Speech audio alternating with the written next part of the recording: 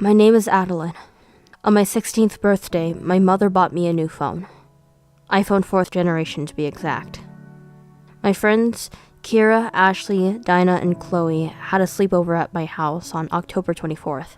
We were all home alone, watching movies and putting makeup on ourselves, acting just like a 7th grade girls' slumber party until something interesting happened. When it was around midnight, my lights were flickering quite a bit. That wasn't that strange, but when I started to get suspicious of messages from an unknown sender on my phone, that's when I began to get skeptical. It wouldn't let me check the email or phone number. I then got a call from a number that also happened to be blocked. I decided to answer it, thinking that it's some stupid little middle schooler lowlife pranking me, but oh boy, it wasn't. I opened up my laptop to see if someone had been messaging my email too. My friends crowded around me, each one of them were biting their nails in fear. I tried to calm them down, trying to tell them it was a student from our school, but mid-sentence of trying to make them feel better, my laptop started acting up. All our tabs were X'd out. After that, a message popped up saying something along the lines of, "Are you scared?" We tried to fix it. The hacker that was on my laptop just wouldn't leave us alone. This had been going on for a while now. It was then around 3 o'clock in the morning. We got ready to sleep, grabbing our sleeping bags, hoping our devices would be okay when we woke up. We got settled on the floor underneath our blankets. I looked up to notice my laptop was still on. It normally shuts off by itself. I shrugged it off and grabbed my TV remote. We figured watching a movie would take our minds off this so-called chaos. We watched a Pixar movie, and we ended up falling asleep afterwards.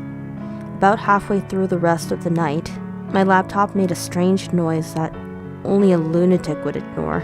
As I woke up, I saw my friends just getting up as well. We all ran over and turned to my laptop. We looked at each other nervously.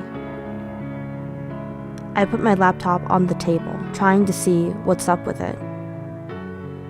A little warning popped up, saying, "You can't get rid of me." My friends and I looked at each other. We turned back to the laptop. I started to see sparks come from my laptop. I started to panic, thinking it's going to explode or something, but then I saw 2 hands come out and grab the table. My fucking heart skipped a beat. I see this little boy around 13 or 14. His left eye is completely black and black blood or black something coming out. What the fuck? His right eye was a light gray, almost white, and he was wearing an orange sweatshirt and black beanie. The body was nearly halfway out of my laptop. What kind of fucking drugs was I on? I turned to my friends to see if I was seeing clearly. Their faces were frozen, and one of them almost passed out cold. The boy smiled at us. "You're only a little kid, you don't scare us," Kira yells at the boy, as Ashley and Kira high-five. I looked at them as if they were crazy for standing up for themselves to that dumb virus of a boy. "I'm your worst nightmare," the boy said, chuckling under his breath.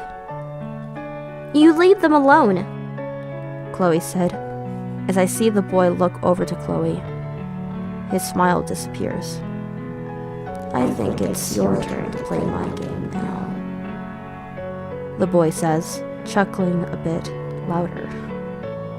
My friends and I were scared to death. We were all trembling at this point. What game does he want us to play? "We're not playing your game," I say as the boy looks at me, clearly pissed off. I can't believe I just said that. I had no idea of what he was capable of.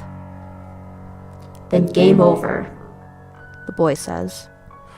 With his voice glitching after that sentence, I straight up passed out. I woke up in my sleeping bag with my friends still asleep. I wake them up, but then I start to feel this burning sensation in my side as they go over to the washroom. We all had this weird symbol on our arms. I decided to upload the sigil online. Here's the image. We all thought it was a dream. We were all hoping it to be a dream. But we know it wasn't. After that day, my life Has never been. The same again.